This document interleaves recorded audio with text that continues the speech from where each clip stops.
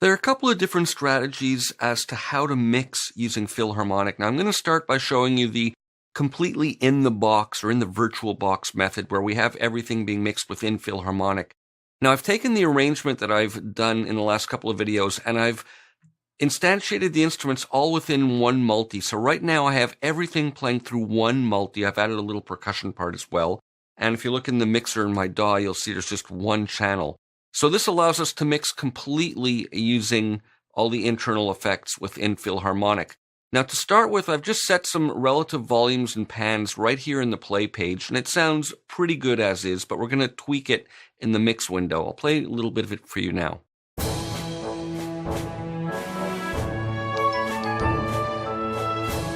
Now we know that we can go to the Effects tab over here and we can access all the different processing for each of the parts by clicking on the part and then going to the different 5 effect slots. But we can also work within the mix window.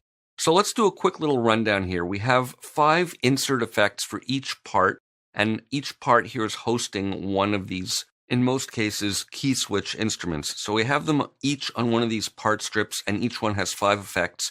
We click here and we can choose between the different categories of effects, and we can go to empty to clear one of the slots. Now, by default, they all instantiate with this EQ Comp plugin, which is kind of a general utility plugin where we can adjust the EQ frequencies and a little bit of general compression for each one. Now, we also have a lock and a plus icon here, and the lock icon, which is an effects lock icon, allows you to lock in a set of effects. Now, let's say, for example, I'm mixing my violins here and I come up with a nice chain that I really like. I can lock it and then change my instrument, and it won't change the effects back to this default one EQ comp. It'll save the effects and lock them in place when this is locked. And we can use this button to save or unload our effects chains. So these are the defaults. This one, the Glockenspiel, loaded with a couple of extra plugins, but we can customize them, of course. Now we have 4 effects sends on each one, and we click on each of those numbers to adjust the controls for them independently. So that's the amount of send for 1, the amount of send for 2, the amount of send for 3, etc. And we have a pre and post fader button here. So when it's in post fader mode, the amount we dial up here is dependent on the level of the slider. So as we raise or lower that, it'll also affect the amount getting sent to the auxiliary effects return. And when we're in pre mode, this acts independently, so the amount that we send here remains independent of where this fader is. I'm going to leave them in post mode for now. So all these channel strips are the same. We have solo, mute, and volume buttons and pan controls as well. Now when we scroll over to the right of the mixer, we'll see here that after the 16 parts, we have the 4 effects returns. And on the first one, by default, is the Convolution Room Reverb. And of course, we can put whatever we want. These are good for time-based effects like delays and reverbs where we can send a specific amount. And then we have a master channel where we additionally have 5 insert slots so we can process the entire mix. So what I'm going to do now is dial up some reverb for each of the parts. And remember, this is all playing through one multi, so I can solo and mute from within here.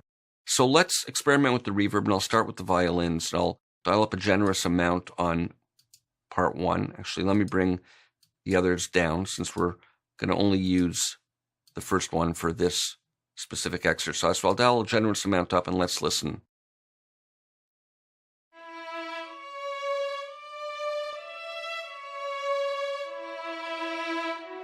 So we see the parameters here. We can call up different types of spaces, and we can click here to see an image of it.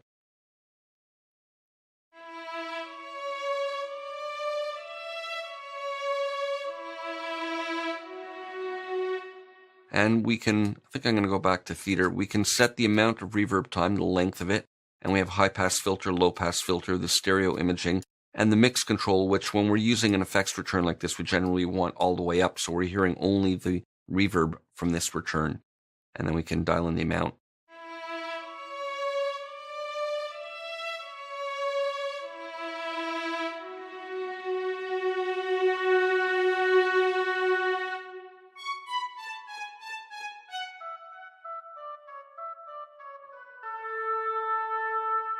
So maybe I want a bit more there.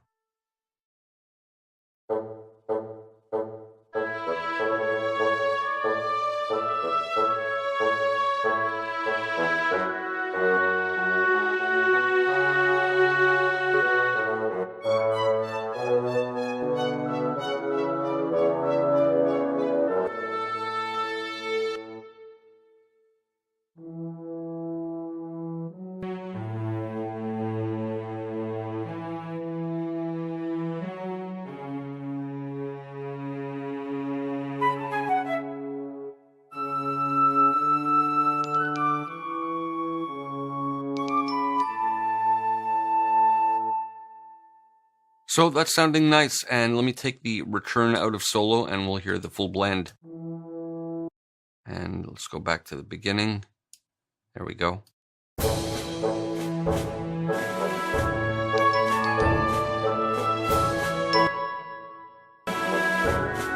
And now I can put on the master maybe a limiter depending how I want to process everything. I'll just try that one for now and dial up a bit of drive.